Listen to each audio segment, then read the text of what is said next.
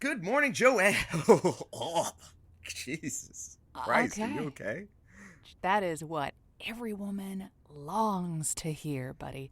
No, Joanne, I'm sorry. It's just you look terrible. Uh-huh.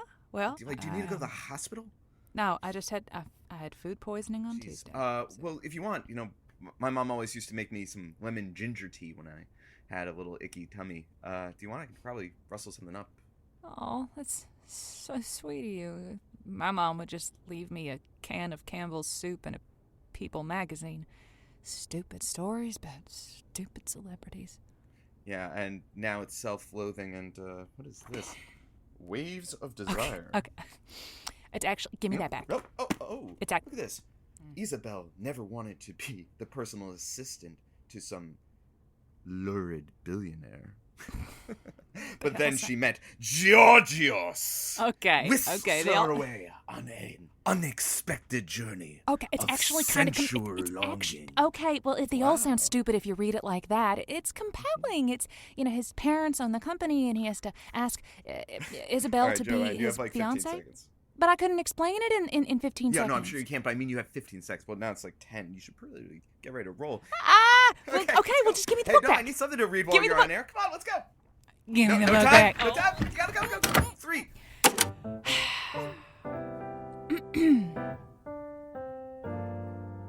Evening, cuties. Welcome to Josie's Lonely Hearts Club. I'm your host, Josie Heller. Let's spend the night together. So when was the last time you craved something? I don't mean a fillet of fish or a second cigarette with your coffee. I mean an ache. Something you can't think about too much because wanting it so bad almost hurts. Something that, if it were right in front of you, you'd reach with your arms and your nipples and your eyelashes and the roots of your hair just to touch it. See, that's how I feel about romance. Oh, my lonely hearts, I know it is trite, but I want it, and I'm not ashamed.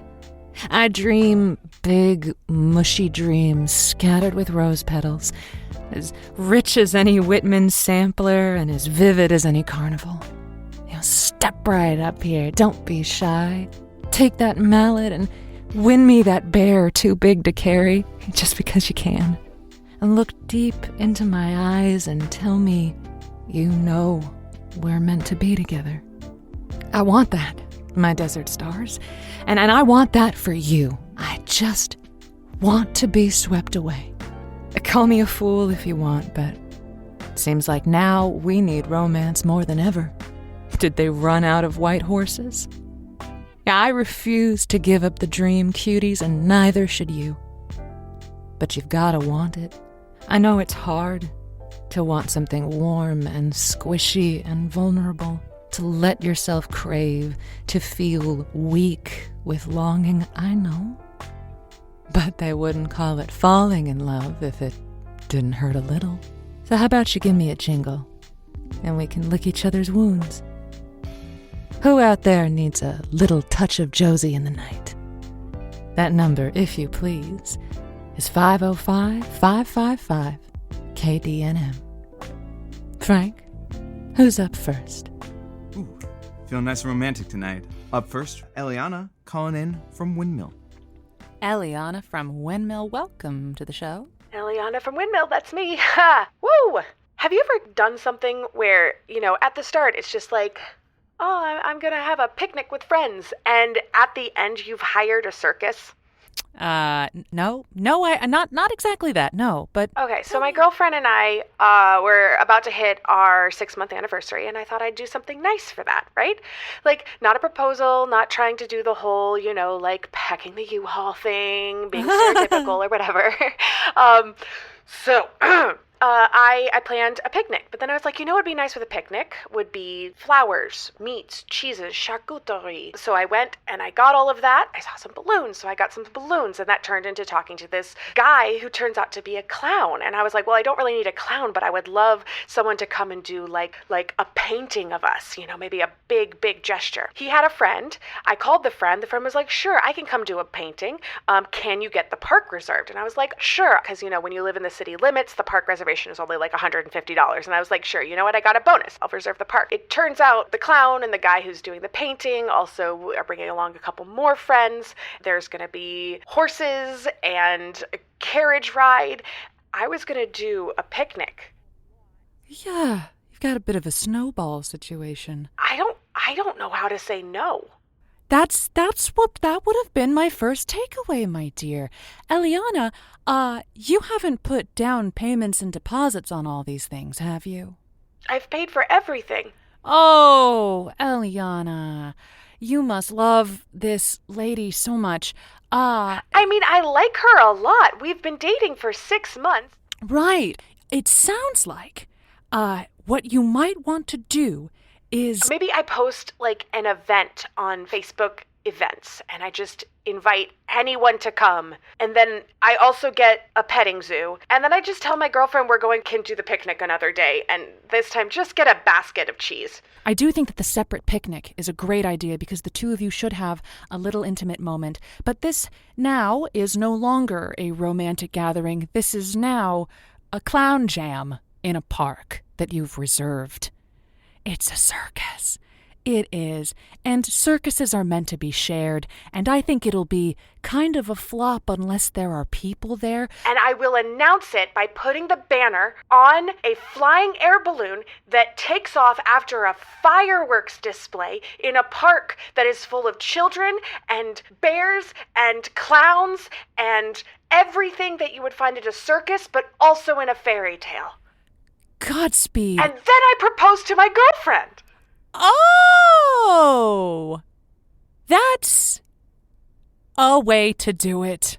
You have good ideas. I'd be nothing without you. I'm going to tell everyone that I got all of this from you. Thank you.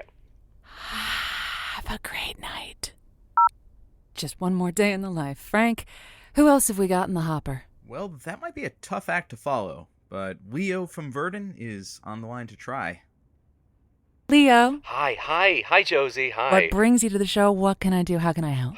Okay, so, this is so weird to say out loud, but I am a writer, and I am actually working on my first novel. It's been really, just incredible. I've done a lot. Well, congratulations. I'm so proud of you. It's so good to talk to a fellow artist. Thank you. My girlfriend is basically my editor and my agent for this. She has a creative writing master's, so it's been really helpful. Wow. Yeah, she's done great. Just amazing work so far, and she's got me a public reading at our local library branch, and I'm really, really excited about this. Congratulations. Thank you. And it's going to be next month, and I'm really nervous to just be reading this out, for the first time. So what I instead decided to do, instead of doing a chapter from the book, that I would propose to her. Oh,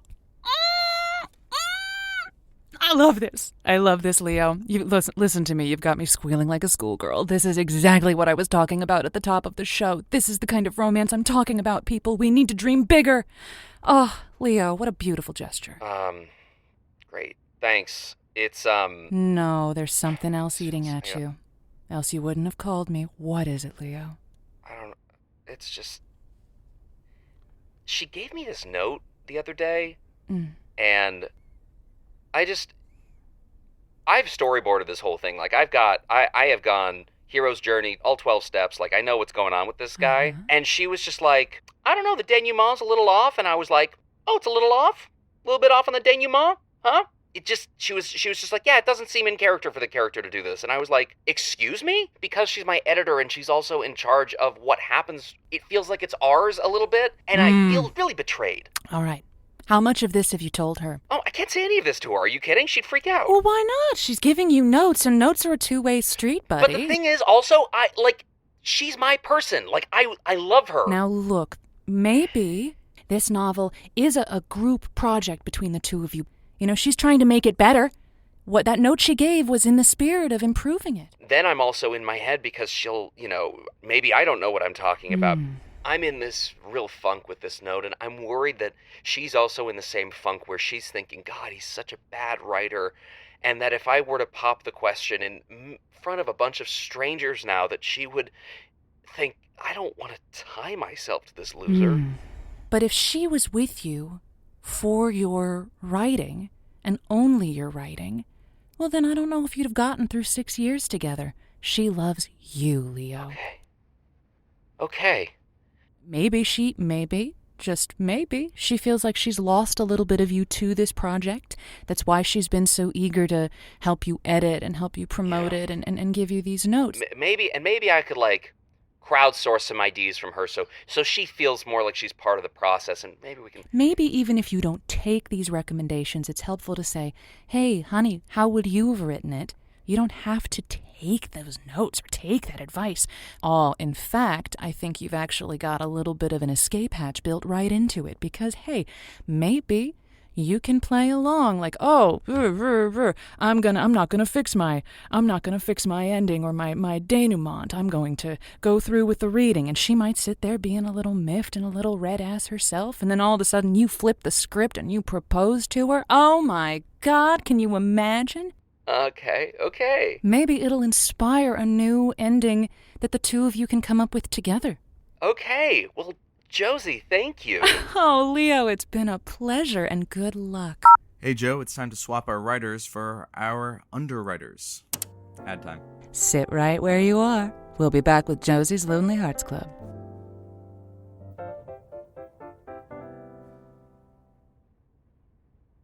And we're clear. Hey, Joanne. Why don't you like people? I love people. No, I mean the magazine. Doesn't that go hand in hand with this kind of literature? How dare you? But I don't find those magazines comforting or insightful in the least. And there's not good writing. It's always who's cheating and who's got a new nose and who trashed the Malibu condo. Yeah, I'm sure that it's very different in the world of Georgios with his perfect nose and perfect Malibu dream house that is as immaculate and broad as his rippling torso. Dream bigger, Frank. He actually owns the whole island. Oh, I stand corrected. Anyway, kid, we have our own heartthrobs ready to go. You ready? Sure. Let's not keep them waiting. All right, you ready? All right. 5, 4, 3, 2, 1. Welcome back, cuties, and thanks for holding on. We're going to come back to the lines and see what else you've got to say about your little heart's desires. I'm here to listen. You're here to talk. Frank, who have we got on the line? Up next, we have Layla calling in from Red River. Layla from Red River, welcome to the show. Hi. I've never done something like this before. I'm a simple girl, but I've been dating should I use Dudley? Let's call him Dudley. My Dudley. We've been together for about a year. It's one of the most emotionally healthy relationships I've ever had in my life. That's great. But the problem is that he's pretty cheap. I hate to say that word about him because I love him so much, but I want to get married to him. That's my dilemma.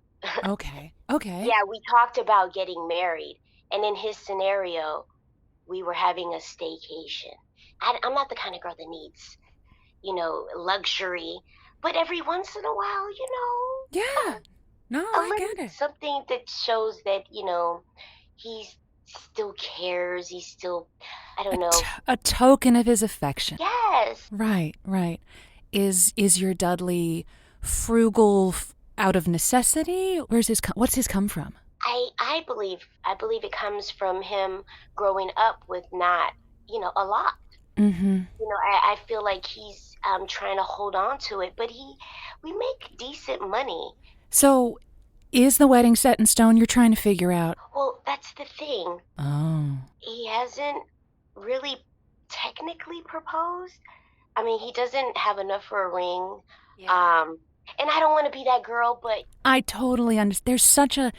There's such a mess of judgment around these sort of things where, we're supposed to want a ring, but we have to be grateful for whatever ring that we get, and we can't brag about the ring, but everyone's looking at the ring. And yeah, I've talked to my mother about it. I've talked to my friends. What do they say?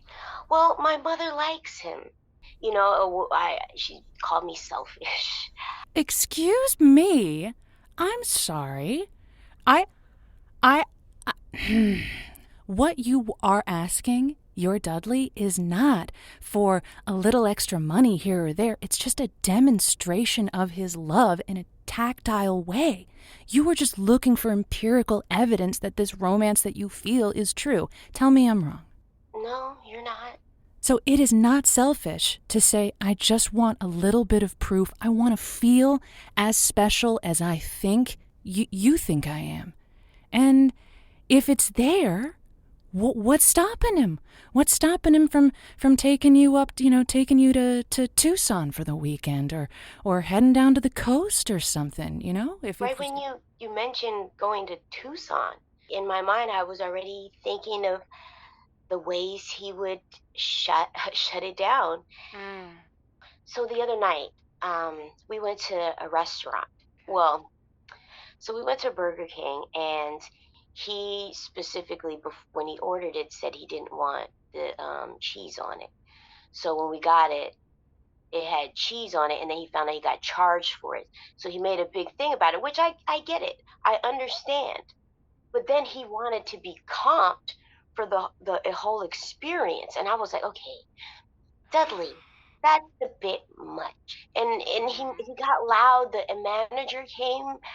I ended up having to go wait in the car. If we were in a financial bind, it would rest all on me because he would try to find a way to scrimp on it.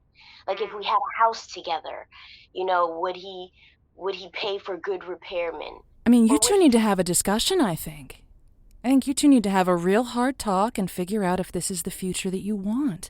I want to put that in your mind, and I hope that you and Dudley can talk about it, and you can be pretty firm with him and say, look, I'm crazy about you, Dudley, and I'd like to keep this going, but you've got to stand up for yourself. You're worth so much.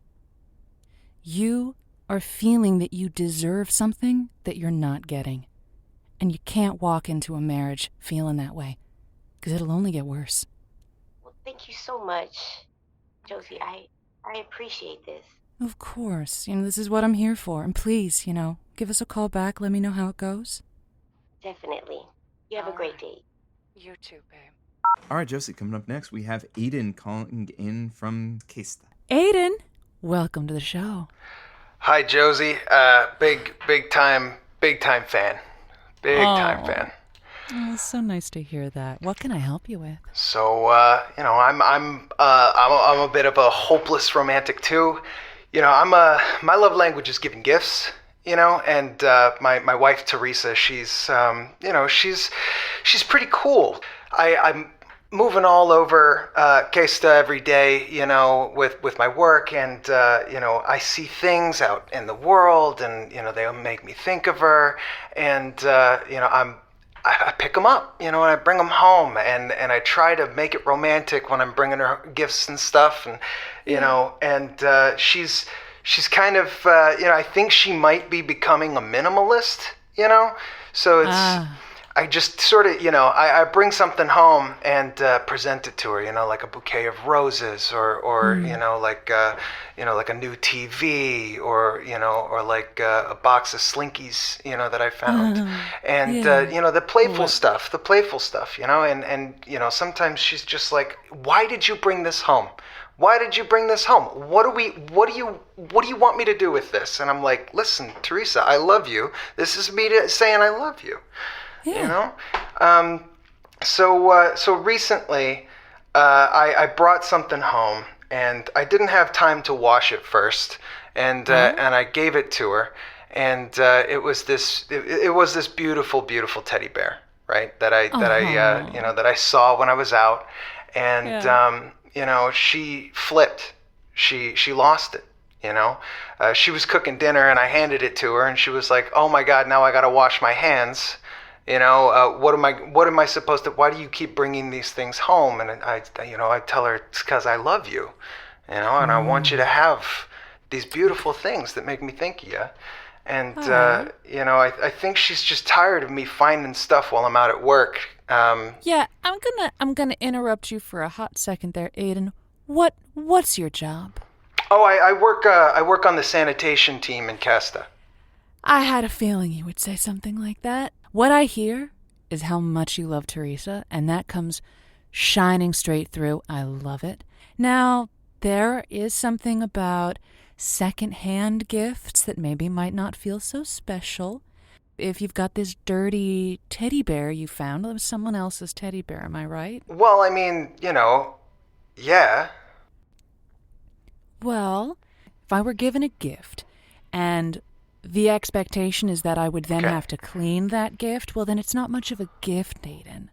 You said a minimalist. Is space an issue in the home? No, we got tons of space. I mean, we got 2 kids, all right? 2 kids in a 4-bedroom house in Kesta. 1,500 square feet and a shed in the backyard. No, space is not an issue.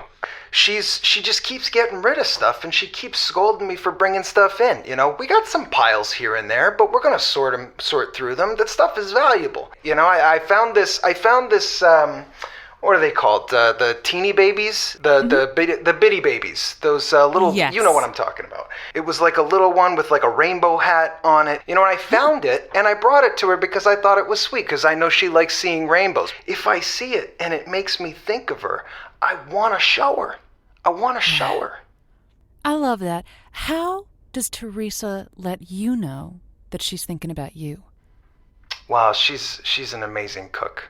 So she brings you something, and by the end of the night, it's gone. You bring her something, and it stays in the house. Right. Now, what if... Now here's just a pitch for you. What if every time you saw something that made you think of your wife, you snapped a little photo of it, and you go and you say, "These are all the moments I thought of you today." And maybe I'm the first person to say this. You can't solve every problem with garbage. I hadn't thought about it like that. Thank you. I'm so glad I called. I'm so glad you called. I love it. So it was a pleasure talking to you. You too, Josie. Thank you. All right, you have a great night. All right, you too. Bye. Wow, he was really down in the dumps before he talked to you. Coming up next, we have Amelia calling in from Lumberton. Amelia, welcome to the show. Hi, Josie. Hi. Now, Amelia, tell me, what can I do to help? Okay, well, I've potentially got myself in a pickle, but on the other hand, I might also be getting myself out of all of my student debt. Oh. If I accept the pickle. Oh, that was the wrong way to say that. So a couple of years ago, I started posting more frequently on Instagram and TikTok and all of that. A couple of my videos went viral, and I've got a little bit of a following for myself. I just graduated from college, and I got a degree in literature. Thank you. For now, I pretty much work as a assistant to an assistant. It's not a lot of money, and I'm really worried about paying back all of my debt. And I got a message about 2 weeks ago. This guy talking about how much money he has, and basically he's looking for a companion sometimes. And I get quite a few of those. Kind of out of curiosity, I looked him up. He is very wealthy. You would actually recognize his name if I were to bring him up. So I kind of reached back out, and I was like, what kind of thing are you looking for? Can you prove it's actually you? He was able to prove it was actually him. And to make a long story short, he has this private island, and he likes to invite young women to come and just hang out for a bit. I'm sure you can hear the undertones to hanging out.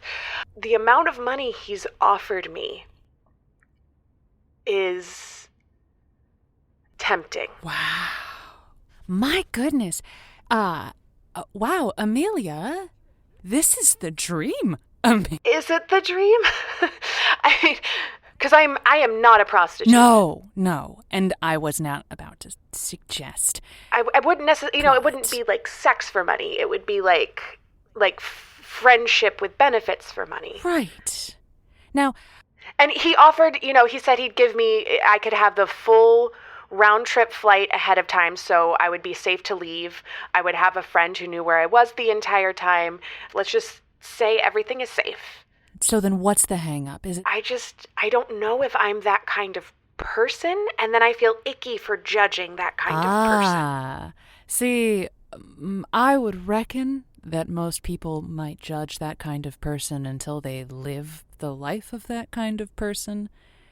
Something tells me judgment would roll right off of me like water off a duck's back if I were sitting on a private island paying off my student loans with a handsome billionaire. And you'd be laughing all the way to the bank at those haters. And I'd be able to not just pay off my debt, but live off of that money for a little bit while I'm getting my career started. And that's the thing, is I think that's an important thing to keep in mind here, is that you are a career woman. You're somebody who has drive and ambition, and... Right. Well, and a couple of my friends even sold their eggs for money to pay off their college tuition. Like, women use their bodies How to is that get any ahead. different? That's a very... Talk about an invasive process. Well, so I get the round-trip ticket. It takes me to a city from where I would catch a private yacht that would bring me out to the island. To make sure you can't run away. You just... So I wouldn't really be able, it is an island. I wouldn't be able to leave the island without some help. And it's pretty remote, so there isn't any cell phone signals so that he can stay private, private island. So I wouldn't really be able to leave without his assistance. But honestly, his assistance is a yacht, a nesting doll yacht. A nesting doll yacht? I've only heard of those. Right? Yeah. And then when we're there, I would have a lot of free time. My only requirements would basically be to look dressed up and attractive and have pleasant conversation. He has a lot of the same interests as me. And then, he did ask me, how fast I am, which I'm not really sure what that means. I'm not a very fast runner, so I was confused about that one. Oh, you just switch it up and you tell him you're all about endurance. You're all about those marathon sessions. All about endurance. Who knows? You might develop feelings. He may realize that it's much more special, and he has to actually put aside these thoughts of these other women because he realizes that there's something so perfect about you. Have you considered that? Yeah, and other women. I think there's going to be 3 of us at a time. Oh, well, just make sure don't be the one starting fights, okay? No, he called them the harem. Oh, well... Isn't that cute? Ooh, it is a literary term, but I don't think that's quite how he meant it. It just makes me think of silk and bright colors and things like that. Oh, a big canopy bed and so many pillows. Yes, oh. Exactly. Here's a thought. You said that he has done this before, that this is well, I don't think you are impertinent to say, can I have a reference? Can I talk to any of the other young ladies? Idea. This is a very common practice, but getting a reference from someone who's been through it, who can say, yeah, here's how he acts, and this is the money I got, and this is legit. Right. Would that be something you think he'd be open to? I can ask for that. Good. That's a good idea. He should be, Yeah. Look, I think you sound like a girl with her head on straight, and I think you know how to be safe. Make sure you cross your T's and dot your I's, baby girl, okay? Maybe I'll get a satellite phone. Yes, to be a butterfly on that wall, my God. Amelia, are you Are you gonna do this? Are you gonna take the plunge? I think I am. Oh, this sounds like the first call of the rest of your life. All right, cuties, we have had one heck of an adventure tonight. I hope that I have rekindled your belief in love and that romantic gesture that just changes the course of your whole life. I hope we all get a little cozier tonight, and I cannot wait to talk to you all next week. Now, keep those hot little hands off that dial, because coming right up after the show is Frank. Well, It is the Song of the Bees. Song of the Bees. Did you know that when a royal person dies, you have to go to the royal apiary and the beehives on the estate and actually tell the bees that their mistress is dead? This is a folk tradition spanning centuries. And for the next hour and a half, we'll be playing modern rearrangements of ancient folk recordings, which are meant to be eulogies designed for bees. Join us for the beautiful showpiece that is Song of the Bees, right here on KDNM.